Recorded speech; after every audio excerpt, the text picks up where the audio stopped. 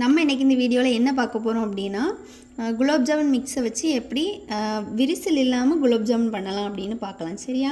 இப்போ நம்ம இந்த மிக்ஸை கட் பண்ணி பவுலில் தட்டிக்கலாம். இப்போ நான் இதில் பால் எடுத்து வச்சுருக்கிறேன். இதை தான் நான் கொஞ்சம் கொஞ்சமாக விட்டு மிக்ஸ் பண்ண போகிறேன்.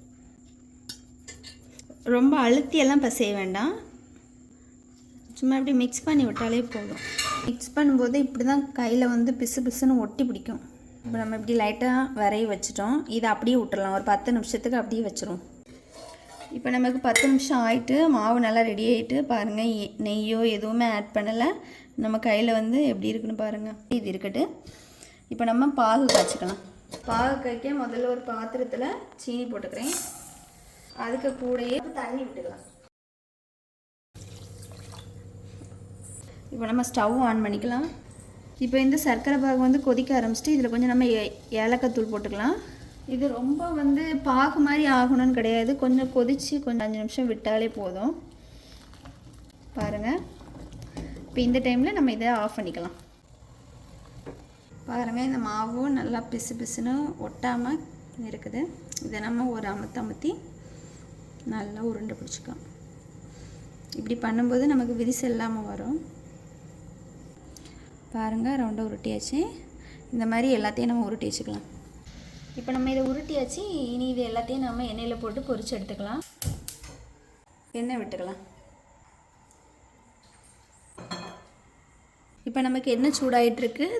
தீயை வந்து மீடியம் ஃப்ளேம்லேயே வச்சு தான் நம்ம இதை பொரிக்கணும். போட்டுக்கலாம்.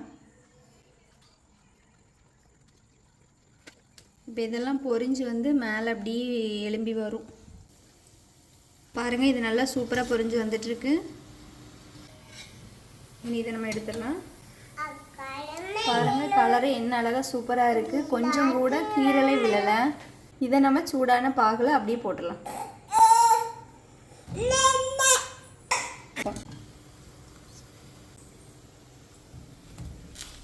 இப்போ நம்ம எல்லாத்தையும் இந்த மாதிரி பொரிச்சு எடுத்துக்கலாம்.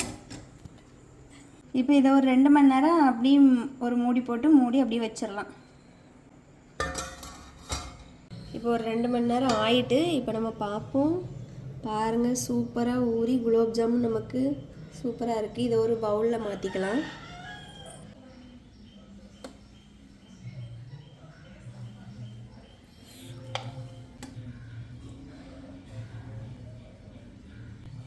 இப்போ பாருங்கள், நமக்கு சுவையான குலோப் ஜாமுன் எவ்வளோ சூப்பராக ரெடி ஆகிடுச்சுன்னு. இதை நீங்கள் வீட்லேயும் ட்ரை பண்ணி பாருங்கள். இது போன்ற வீடியோஸுக்கு நம்ம சேனலை சப்ஸ்கிரைப் பண்ணுங்கள். தேங்க்யூ.